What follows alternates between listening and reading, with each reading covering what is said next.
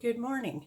Bernice Winter here of Condo Check. Now, Condo Check was a company I founded 25 years ago for the intent of helping consumers make an informed decision. There's nothing worse than buying into a condominium and finding out there's all kinds of issues because once you buy, you own those issues. You have your share of their responsibility, no matter how long you've had ownership. So the it's important. It's very important to have clarity around how that is being governed. Is it working well? Are they a proactive group? Are they a reactive group? Are they deferring everything till a later date? Because sooner or later, when you defer, whether it's maintenance, paying bills, what have you, it catches up to you just like in any other type of real estate. You can't just keep deferring things or not doing the maintenance that's required. And that's one of the biggest causes of these cash calls, special assessments, special levies, the many terms that are out there in that reference. That's what they're a result of. In an emergency, yes, that's the only time you should really need a special assessment. If the building's being maintained and being properly managed, there should never be that risk. Yet we're seeing them as a constant default to people going many, many years fighting to keep the fees low. Now, I want to talk to you today about condo fees and their intent. When you have a condominium, whether it's bare land, conventional, doesn't matter. It's a condominium, which means there are shared common areas and there are areas that the owner has 100% ownership of, therefore is responsible for.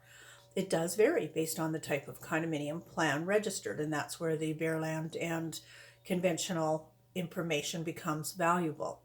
There are condominiums out there in a true bare land where you're 100% responsible for everything inside the pins on the ground forming the lot. So you need to have answers to that before you buy. You need to know who's responsible for replacing your windows and doors. You need to know who's responsible for governance. How do you contact somebody if there is a problem, and what is a problem? Understanding when to contact them and when you handle it yourself all comes down to what's ownership and what's common.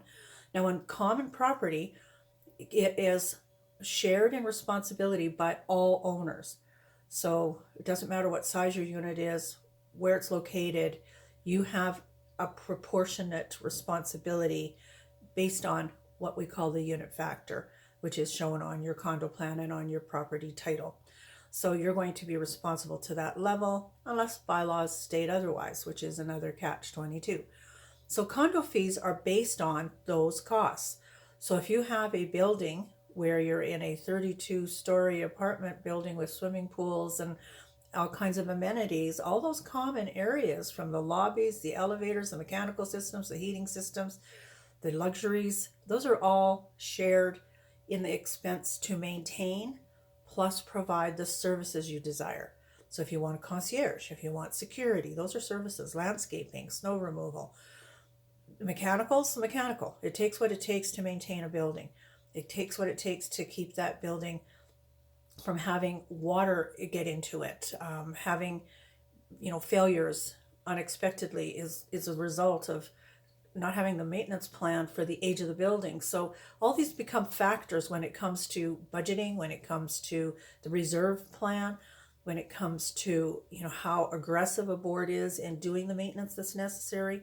And we see a lot of condominiums that are transferred over from the developer to the owners, and the first thing they want to do is cut everything back and get the fees down. And most of the developer projects already have their fees as low as they can. They don't puff up the fees to sell condos. They do streamline to the best that they can. And trying to cut that back after is absolute suicide. It's a real setup for a problem later. You need to be more aggressive on a new construction or a new build that you take over, and make sure that there are not going to be surprises. And that means often contributing to an inspection. And if every unit owner contributes a few $100s each, you can have a pretty thorough inspection, even on the largest building, and have the security of having your long-range plan based on that construction quality. So there are things you can do to make your your condo fees reasonable, because that's the goal. Low is a setup. A condo that's been around for 40 plus years, that's done everything well for those 40 years, may have a low condo fee, but they're the rare. Low condo fees often mean things are being deferred, being delayed. They're going with insurance companies that are not skilled in understanding condominiums, so you don't have as many protections. There's things like that that a lot of times the board doesn't understand the impact of the cutback.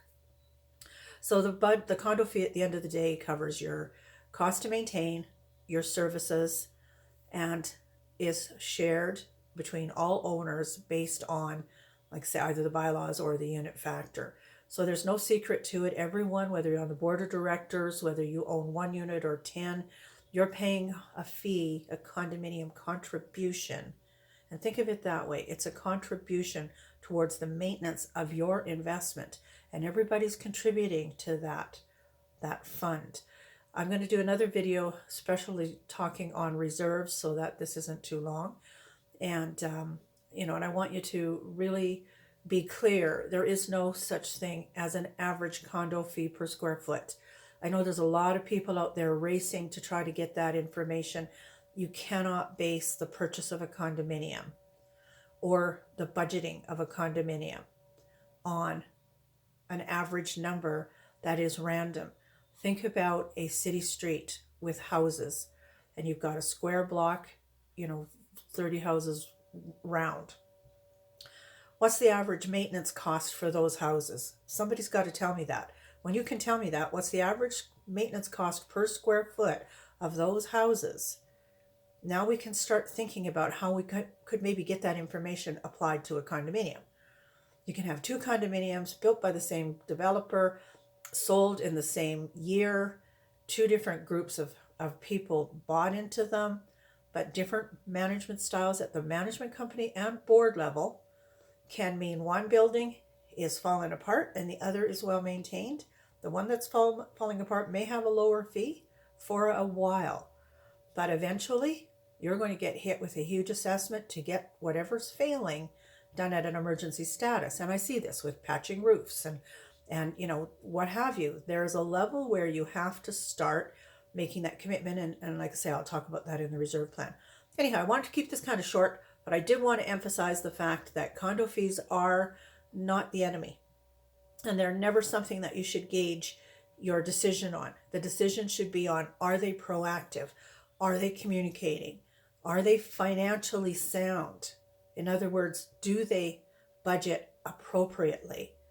Is their reserve plan followed reasonably? There's some questions that you need to ask, and those are the questions that you need answered, not just base it on, well, I want the lowest fee because that's my budget. They're going to go up anyway. Costs go up every year. This year, just coming into 2020, we're seeing insurance premiums alone in condos, 25%, 40%. I heard one just the other day that went up 300%. Oh, huge. You can't forecast that. We can't say to you when you buy a condominium, your fees are never going to change. So you need to understand what they're for. You can affect the maintenance, affects the premium on your insurance. I mean, it's simple things like this. And I'm going to talk to you through various videos, break it down into some pieces, and hope that this is informative for you and helpful. In the meantime, if you're buying a condominium, don't forget to call Condo Check, 403-509-2250. I should know that number after 25 years, but what can I say? Anyhow, I appreciate you being here, and I appreciate the business that we've received, and very proud to say that in 25 years as an accredited member of the Better Business Bureau, 0 complaints. That one just makes me feel proud. So I invite you to explore your purchase. If you're an owner, pay attention to how they're being managed. Don't be afraid to ask questions or get involved. And don't be afraid to call Condo Check if you do have questions. You have a wonderful day, and thank you. Bye for now.